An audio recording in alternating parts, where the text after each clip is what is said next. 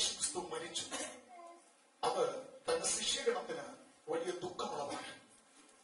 തന്റെ കയ്യിൽ നിന്ന് അത്ഭുതങ്ങൾ പ്രാപിച്ചവർക്കും തന്റെ അത്ഭുതങ്ങൾ അനുഭവിച്ചവർക്കും ഒരു ഭാഗത്ത് അത് ദുഃഖമായി മാറിയപ്പോൾ തന്നെ ക്രൂശിച്ച യഹൂദ പ്രമാണികൾക്കും മഹാപുരോഹിതന്മാർക്കും അത് വലിയ സന്തോഷത്തിന്റെ കാര്യമായി മാറി. പക്ഷെ യേശുക്രിസ്തുവിന്റെ മരണം ഒരു കൂട്ടർ സന്തോഷിക്കുമ്പോൾ ഒരു കൂട്ടർക്ക് അത് ദുഃഖമായി മാറിയപ്പോൾ മറ്റൊരു കൂട്ടരെ ഭയപ്പെടുത്തിയൊരു കാര്യമുണ്ട്. യേശു ഉയർക്കുമെന്നൊരു വാർത്ത പറഞ്ഞിരുന്നു. യേശുവിന്റെ മരണത്തിൽ നടന്ന 5 പ്രത്യേകതകളുണ്ട്. ഭൂമി കുലുങ്ങി, പാറകൾ പിളർന്നു, അനേകർ മരിച്ചവർ ഉയർത്തെഴുന്നേറ്റു, പട്ടാപ്പകൽ കൂരിട്ടുണ്ടായി, ദേവാലയത്തിന്റെ തിരശ്ശീല മുകൾ തൊട്ട് താഴോട്ട് കയറി.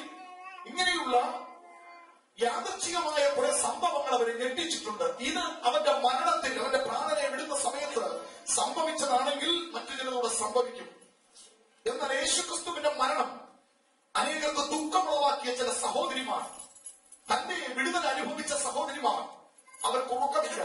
അവർ രാത്രിയിലിരുന്ന് സുഗന്ധ തൈലങ്ങൾ, ദ്രവ്യങ്ങൾ ഉണ്ടാക്കിയിട്ട് യേശുവിന്റെ കല്ലറയ്ക്കൽ പോകാൻ അവരുടെ ഉള്ളം വെമ്പുകയാണ്. എന്തിനവർ കല്ലറയ്ക്കൽ പോകുന്നത്? അവർക്കറിയാം, കല്ലറയ്ക്കൽ പോയാൽ ഒന്നും നടക്കത്തില്ല. വലിയൊരു കല്ല് അവിടെ ഉരുട്ടി വെച്ചിട്ടുണ്ട്. കല്ലിന്മേൽ റോമൻ മുദ്രയുണ്ട്. റോമൻ പടയാളികൾ കല്ലറ കാത്തുകൊണ്ട് നിൽക്കുന്നു. ഇരുട്ടവരുടെ മുൻപിലുണ്ട്. പക്ഷെ അകത്ത് കിടക്കുന്ന സ്നേഹം, യേശുവിനോടുള്ള ആഴമായ സ്നേഹം, മുൻപിലെ ഇരുട്ട് തടസ്സമല്ല, അവിടെ നിൽക്കുന്ന റോമൻ പടയാളികൾ തടസ്സമല്ല, ഉരുട്ടി വെച്ചിരിക്കുന്ന വലിയ കല്ല് തടസ്സമല്ല, റോമൻ മുദ്ര തടസ്സമല്ല. ഞാൻ ഒരു സത്യം ദൈവത്തോട് പറയാം, ആരാധിക്കുവാൻ കർത്താവിനോട് ആഴമായ ഒരു സ്നേഹമുണ്ടെങ്കിൽ തടസ്സങ്ങൾ തടസ്സമല്ല, അത് വഴി മാറാൻ തുടങ്ങും. അത് നമ്മുടെ മുമ്പിൽ വഴി മാറിയേ പറ്റത്തുള്ളൂ. ഇരുട്ടാണെന്ന് പറഞ്ഞിരുന്നാൽ ഇരുട്ട് മാറത്തില്ല. മുമ്പോട്ട് കാലുവെക്ക്, കാല് വയ്ക്കുന്നിടത്ത് ഇരുട്ട് മാറും. അടുത്ത കാലുവെക്ക്, അത്രയും ഭാഗത്ത് ഇരുട്ട് മാറും. എത്രയും കാല് മുൻപോട്ട് വയ്ക്കുന്നോ അത്രയും പ്രതികൂലങ്ങൾ മാറാൻ തുടങ്ങും. അതാ ദൈവം നമുക്ക് വേണ്ടി പ്രവർത്തിക്കുന്നത്. അവർ കല്ലറയ്ക്കൽ ചെന്നു. അവർ കല്ലറയ്ക്കൽ ചെന്നത് ചഞ്ചലിക്കുന്ന ഹൃദയത്തോടാ.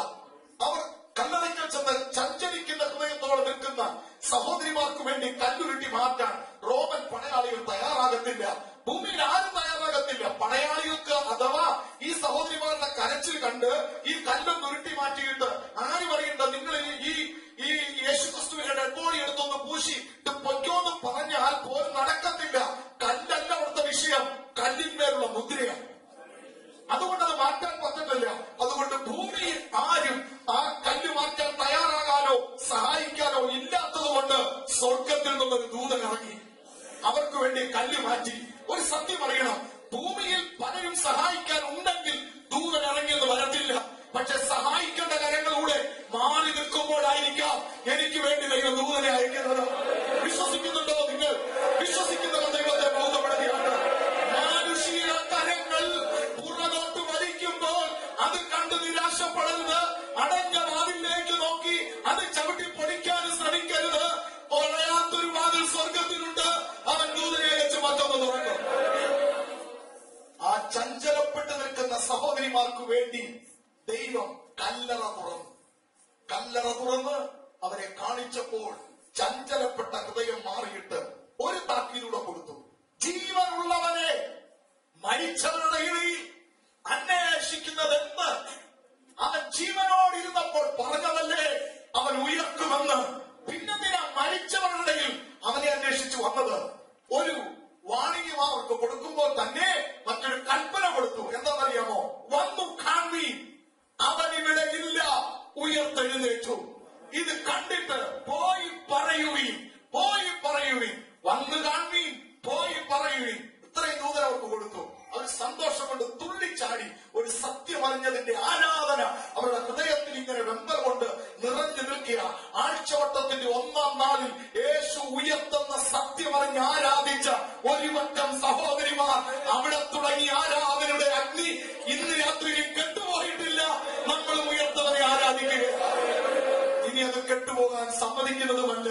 ഈ ആരാധന നിശ്ചലമാക്കാൻ നോക്കിയ ചക്രവർത്തിമാർ നിശ്ചലമായി അവർ ഭൂമിയിൽ കൃമിക്കിരയായപ്പോൾ ആരാധന ഇന്നും നടക്കുന്നുണ്ട്.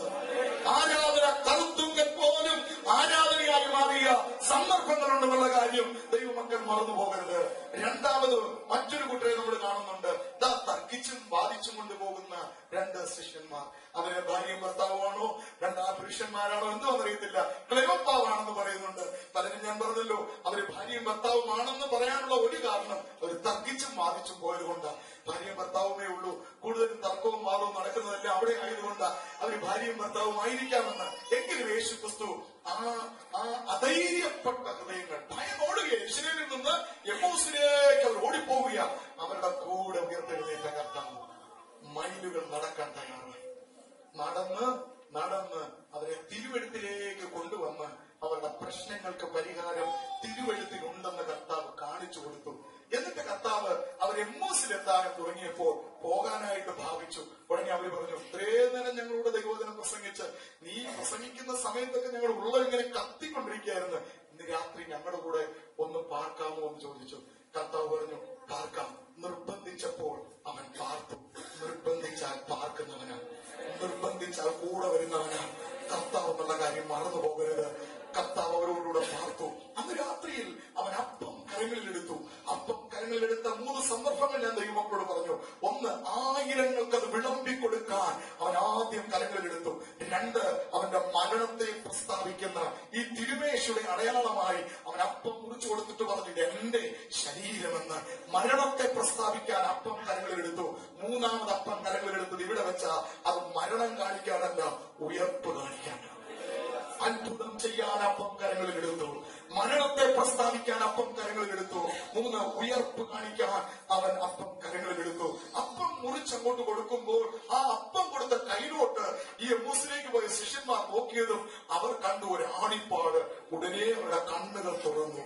അവിടെ നിൽക്കുന്ന നമ്മൾ വായിച്ചതാണ്, അധൈര്യപ്പെട്ട ഹൃദയങ്ങൾക്ക് കണ്ണു തുറന്നു, ചഞ്ചലപ്പെട്ട ഹൃദയങ്ങൾക്ക് കല്ലറ തുറന്നു. അടുത്ത ഭാഗം ചുരുക്കം മിനിറ്റുകൾ മാത്രമേ നമ്മുടെ ഉള്ളൂ. അവിടെ നിന്ന് കർത്താവ് മുൻപോട്ട് പോവുക. അവർ വേഗത്തിൽ അന്ന് തന്നെ ആ 2 ശിഷ്യന്മാരും എന്ത് ചെയ്യുന്നറിയാമോ? തിരിച്ചു ഓടുക. പിന്നെ അവർ നടക്കിയല്ല, അങ്ങോട്ട് തർക്കിച്ചും വാദിച്ചും നടന്നുകൊണ്ട് പോയവർ തിരിച്ചു വരുന്ന എങ്ങനെയാണെന്നറിയാമോ? ചാടിയും തുള്ളിയും സ്തുതിച്ചും കൊണ്ട് ഇങ്ങനെ വരിക. എന്താ അവരുടെ സ്തുതിയുടെ കാരണം? എന്താ അവരുടെ സന്തോഷത്തിന്റെ കാരണം? ഞങ്ങളെ നിരാശപ്പെടുത്തിയ കർത്താവിന്റെ മരണം അത് ഉയർപ്പാക്കി മാറി. ഉയർത്തെഴുന്നേറ്റ കർത്താവിനെ കണ്ടാൽ തർക്കങ്ങൾ നിൽക്കും, വാദങ്ങൾ നിൽക്കും, നിരാശ നിൽക്കും, ഭാരങ്ങൾ മാറും. എല്ലാം മാറിയിട്ട് നമ്മൾ അതൊക്കെ മറന്നിട്ട് ചാടിയും തുള്ളിയും സ്തുതിക്കാൻ തുടങ്ങും. ഇന്ന് ഉയർത്തെഴുന്നേറ്റ കർത്താവ് ഇവിടെ വന്നിട്ടുണ്ടെന്ന് തിരിച്ചറിഞ്ഞാൽ ഈ വാടിയും മുഖത്തോടെ നമ്മൾ ഇരിക്കത്തില്ല. സന്തോഷമുള്ള ഹൃദയം നമ്മളെ ഭരിക്കാൻ തുടങ്ങും. എല്ലാം മറന്ന ദൈവത്തെ ആരാധിക്കാൻ നമ്മുടെ ഹൃദയം വെമ്പർ കൊള്ളുവാനായിട്ടിടയാകും. അവര് മടങ്ങി വന്നു നോക്കിയപ്പോൾ ശിഷ്യന്മാരെല്ലാരും ഉണ്ട്. എന്താ പത്രോസ് പറയുന്നത് അറിയാമോ? എടാ, യേശു ക്രിസ്തു ഉയർന്നെഴുന്നേറ്റ സഹോദരിമാര് പറഞ്ഞത് സത്യമാ. കാരണം യേശു എനിക്ക് പ്രത്യക്ഷനായി. ഉടനെ മറ്റുള്ള ശിഷ്യന്മാരിങ്ങനെ ആവേശത്തോടെ കാത്തിരിക്കുക. ഉടനെ കൊണ്ട് 2 പേരും എന്ന് പറയാ, എടാ, പത്രോസ് പറയുന്നതിൽ കറക്റ്റാ, സഹോദരിമാര് പറയുന്നതിൽ കറക്റ്റാ. ഇന്നലെ ഞങ്ങൾ അങ്ങോട്ട് പോയപ്പോൾ ഈ ഉയർത്തെഴുന്നേറ്റ കർത്താവ് ഞങ്ങളുടെ കൂടെ വന്നു.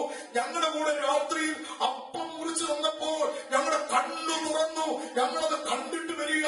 ഇതങ്ങോട്ട് പറഞ്ഞുകൊണ്ടിരിക്കുന്നതും യേശു അവരുടെ മുറിയിലാണ്. സാധാരണ നമ്മളിങ്ങനെ ആരാധിച്ചുകൊണ്ടിരിക്കുമ്പോ യേശു ക്രിസ്തു അങ്ങോട്ട് പ്രത്യക്ഷനായി കഴിഞ്ഞാൽ നമ്മൾ ആരാധന എന്തോ ചെയ്യേണ്ടത്? ഒന്നുകൂടെ ശക്തിപ്പെടുകയേണ്ടത്. ഞാനിതുവരെ അങ്ങനെ കണ്ടിട്ടില്ല.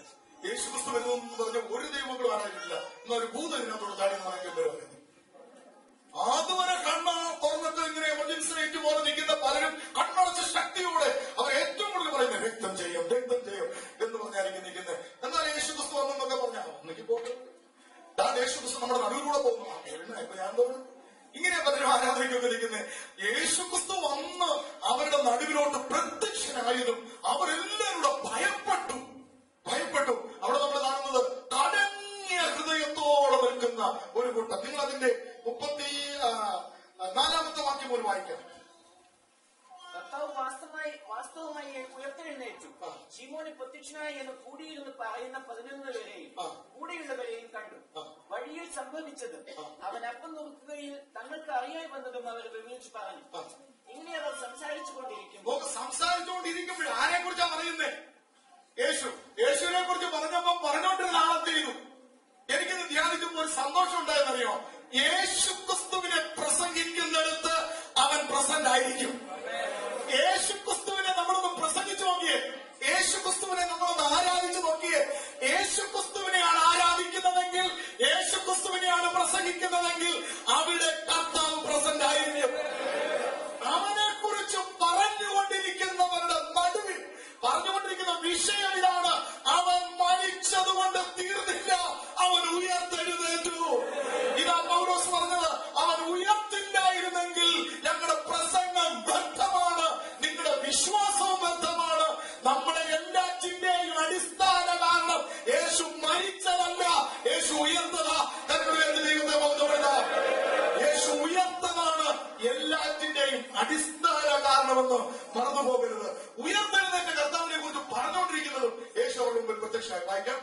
അവർ സംസാരിച്ചു കൊണ്ടിരിക്കുമ്പോൾ അവൻ അവരുടെ നടുവിൽ നിന്നും നിങ്ങൾക്ക് സമാധാനം എന്ന് പറഞ്ഞു. യേശു അവരുടെ നടുവിൽ നിന്നിട്ട് 3-4 കാര്യങ്ങളോട് സംഭവിച്ചു. ഒന്ന്, അവരോട് പറഞ്ഞു നിങ്ങൾക്ക് സമാധാനം. അവർ ഞെട്ടി ഭയപ്പെട്ടു. ഇത് പറയുമ്പോൾ സാധാരണ ആരാധന എന്തോ ചെയ്യണ്ടേ? കൂടണം. ഇപ്പൊ ഞാൻ പ്രസംഗിച്ചുകൊണ്ടിരിക്കുമ്പോൾ അല്ലെ നമ്മളെ യേശുക്രിസ്തുവിനെ കുറിച്ച് പറഞ്ഞുകൊണ്ടിരിക്കുമ്പോൾ കർത്താവ് ഇവിടെ പ്രത്യക്ഷപ്പെടുക, എന്തോ എനിക്ക് ഇവിടെ നടക്കുന്നത് ഒന്നും പറഞ്ഞറിയിക്കാൻ പറ്റത്തില്ല. പക്ഷെ അവിടെ സംഭവിച്ചത് വിപരീതമായിട്ടാണ്. അവരെല്ലാവരും ഞെട്ടി എന്ത് ചെയ്തു? ഭയപ്പെട്ടു.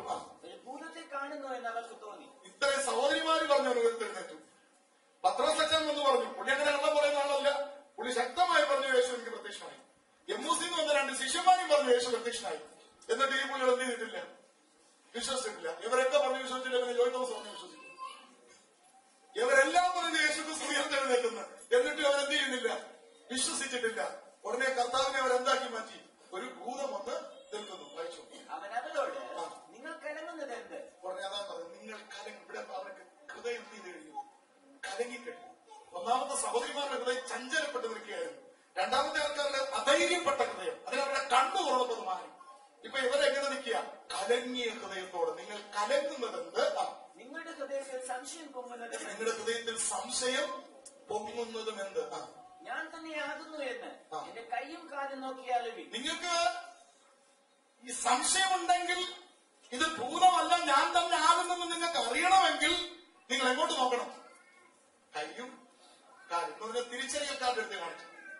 യേശുക്രിസ്തുവിന്റെ തിരിച്ചറിയൽ കാർഡ് ഏതാണെന്നറിയാം? നമ്മുടെ സിവിൽ ഐഡി.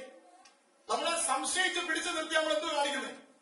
അയ്യോ സാറേ, ഞാനങ്ങനെ ചാരുന്നൊന്നുമല്ല, ഞാൻ നാട്ട് ശരിക്ക് ഇവിടുത്തെ പൗര അല്ലെങ്കിൽ ഇവിടെ വന്ന ഒരു പ്രവാസിയായി താമസിക്കുന്ന ആളാണ് ഞാൻ. ഒറിജിനലി ഇവിടെ താമസിക്കും. നമ്മുടെ പ്രൂഫ് കാണിക്കുന്ന സിവിൽ ഐഡി പോലെ കർത്താവിന്റെ ഈ ഭൂമിയിൽ വന്ന് ഇനി നമ്മളെ കാണിക്കുന്ന സിവിൽ ഐഡി ഏതായിരിക്കും? തന്റെ മുറിവുകളാണ്.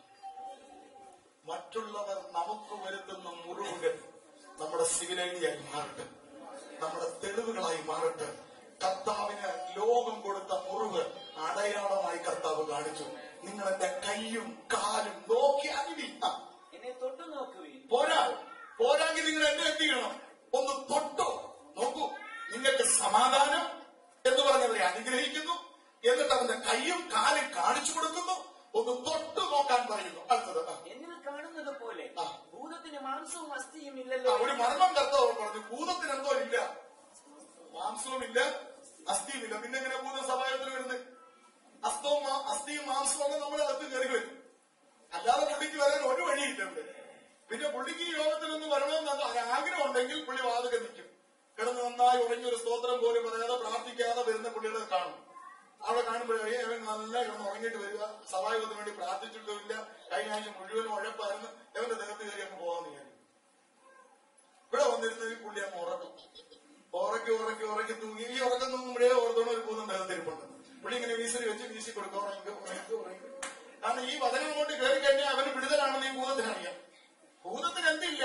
അസ്ഥിയില്ല, മാംസവുമില്ല. പക്ഷെ അസ്ഥിയും മാംസവുമുള്ള ഒരു ശരീരം കിട്ടിയെങ്കിലേ പുള്ളിക്ക് എവിടെയും പ്രവർത്തിക്കാൻ പറ്റൂ, എവിടെയും കയറി വരാൻ പറ്റൂ. പക്ഷെ നമ്മളാരായിരിക്കണം തീരുമാനിക്കുന്നത്? എന്റെ ശരീരം ഭൂതത്തിന് കയറി പ്രവർത്തിക്കാൻ ഞാൻ അനുവദിക്കത്തില്ല. എന്റെ ശരീരം ഞാൻ അതിന് വിട്ടുകൊടുക്കത്തില്ല. എന്റെ ഭവനത്തിൽ കയറാൻ എന്റെ പ്രിയപ്പെട്ടവരുടെ ഒരു ശരീരം വിട്ടുകൊടുക്കത്തില്ല. യേശുക്രിസ്തുവിന്റെ രക്തം കൊണ്ട് ഞാൻ എന്റെ പ്രിയപ്പെട്ടവരെ മുദ്രയിട്ട് പ്രാർത്ഥിക്കും. ഭൂതത്തിന് അസ്ഥിയില്ലല്ലോ, മാംസമില്ലല്ലോ കർത്താവ് പറഞ്ഞു. ഇങ്ങനെ പറഞ്ഞിട്ട് അവൻ കൈയും കാലും അവരെ കാണിച്ചു. അവർ സന്തോഷത്താൽ വിശ്വസിക്കാതെ അതിശയിച്ചു നിൽക്കുമ്പോൾ അവരോട് തിന്നുവാൻ വല്ലതും ഇവിടെ. എന്നിട്ടും അവർക്ക് വിശ്വസിക്കാൻ പറ്റുന്നില്ല. കയ്യെ തൊട്ടു നോക്കാൻ പറഞ്ഞു, മുറിവുകൾ കാണിച്ചു, നിങ്ങൾക്ക് സമാധാനം എന്ന് പറഞ്ഞു. എന്നിട്ടും അവർ വിശ്വസിക്കാതെ അവൻ കർത്താവ് ചോദിച്ചു, ഇനി പോട്ടെ, കഴിക്കാൻ വല്ലതുകൊണ്ട്? ഉയർത്തെഴുന്നേറ്റ കർത്താവ് ആദ്യമായി ചോദിക്കുക, കഴിക്കാൻ വല്ലതും? നേരത്തെ അപ്പം മുറിച്ചു കൊടുത്തെങ്കിലും കർത്താവ് എത്തിയില്ല, കഴിച്ചില്ല. അവർക്ക് കൊടുത്തേച്ചെങ്കിൽ പോന്നു. ഇപ്പൊ എവരോട് ചോദിക്കുക, കഴിക്കാൻ വല്ലതുണ്ടോ? തിന്നുവാൻ വല്ലതും ഇവിടെ നിങ്ങളുടെ പക്കലുണ്ടോ എന്ന് ചോദിച്ചു. അവർ ഒരു ഖണ്ഡം വറുത്ത മീനും തേൻകട്ടയും അവന് കൊടുത്തു. അത് അവൻ വാങ്ങി അവർ കാൺകെ തിന്നു. പിന്നെ അവൻ അവരോട്, ഉണ്ടാകുന്നു നിങ്ങളോട് കൂടെ ഇരിക്കുമ്പോൾ ഞാൻ പറഞ്ഞ വാക്ക് മോശയുടെ ന്യായപ്രമാണത്തിലും പ്രവാചക പുസ്തകത്തിലും സങ്കീർത്തനത്തിലും എന്നെ കുറിച്ച് എഴുതിയിരിക്കുന്നതൊക്കെയും നിവൃത്തിയാകണം എന്നുള്ളത് തന്നെ. പ്രസംഗം അവിടെ നടത്തി. മോശയിലേക്ക് പോയ ശിഷ്യന്മാർക്ക് വലിയ പ്രസംഗമായിരുന്നെങ്കിൽ എവർക്കും തിരുവഴുത്തിലേക്ക് കൊണ്ടുവന്ന സങ്കീർത്തനം മുതൽ പറഞ്ഞിരിക്കുന്നതും പ്രവാചക പുസ്തകങ്ങളിൽ പറഞ്ഞിരിക്കുന്നതും ഒക്കെ എന്നെ കുറിച്ചാകുന്നു എന്ന് കർത്താവ് കൊച്ചു പ്രസംഗം നടത്തി. തിരുവഴുത്തുകളെ തിരിച്ചറിയേണ്ടതിന് അവരുടെ ബുദ്ധിയെ തുറന്നു. അപ്പോ ഇവിടെ കലങ്ങിയ ഹൃദയങ്ങൾക്ക് ദൈവം കൊടുത്ത റെമഡി, പരിഹാരം എന്താണ്? ബുദ്ധി തുറന്നു. ചഞ്ചലപ്പെട്ട് നിന്ന സഹോദരിമാരുടെ ചഞ്ചലപ്പെട്ട ഹൃദയത്തിന് പരിഹാരം കൊടുക്കാൻ കല്ലറ തുറന്നു കർത്താവ്. അധൈര്യപ്പെട്ടു പോകുന്ന എമ്മൂസിലേക്ക് പോകുന്ന ശിഷ്യന്മാരുടെ അധൈര്യം മാറ്റി അവരെ ധൈര്യത്തോടെ മടക്കിക്കൊണ്ടുവരാൻ അവരുടെ കണ്ണ് കർത്താവ് തുറന്നു.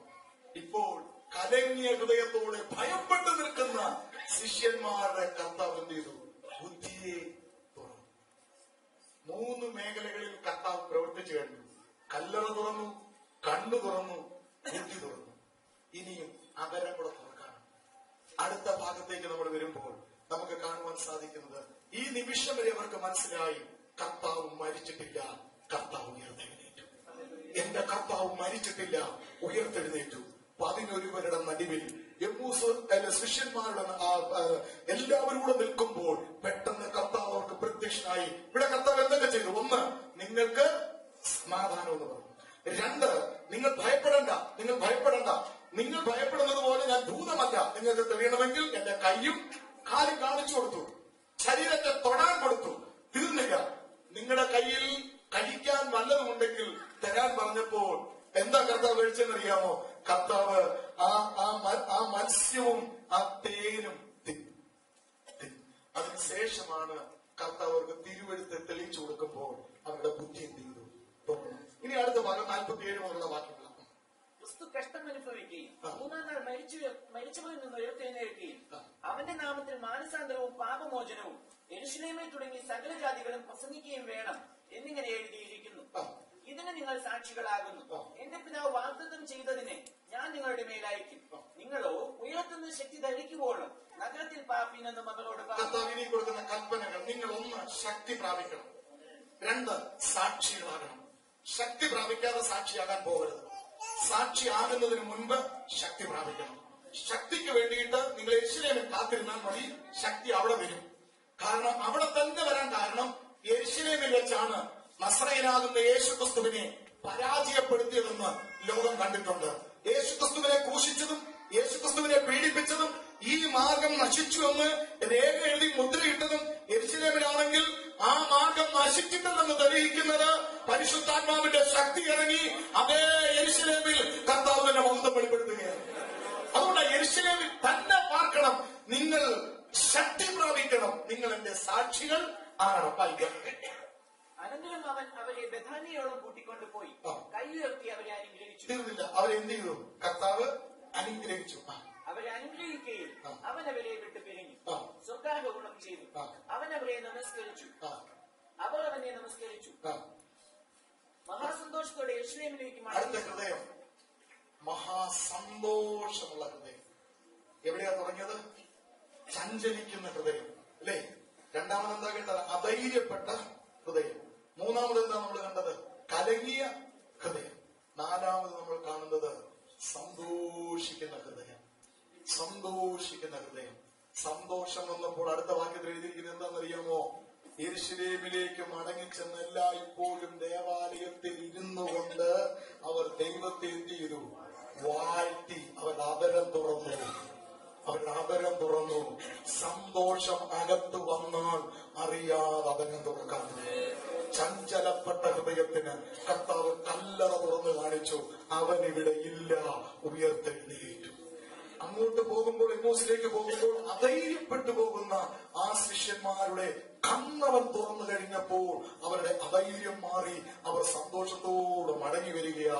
മൂന്നാമത് യേശു പ്രത്യക്ഷപ്പെട്ടിട്ടും യേശു അവരുടെ നടുവിൽ വെളിപ്പെട്ടിട്ടും സഹോദരിമാര് വന്ന വാർത്ത പറഞ്ഞിട്ടും പത്രോസ് വന്ന് പറഞ്ഞിട്ടും എമ്മൂസിന്ന് വന്ന 2 ശിഷ്യന്മാര് പറഞ്ഞിട്ടും വിശ്വസിക്കാൻ കഴിയാതെ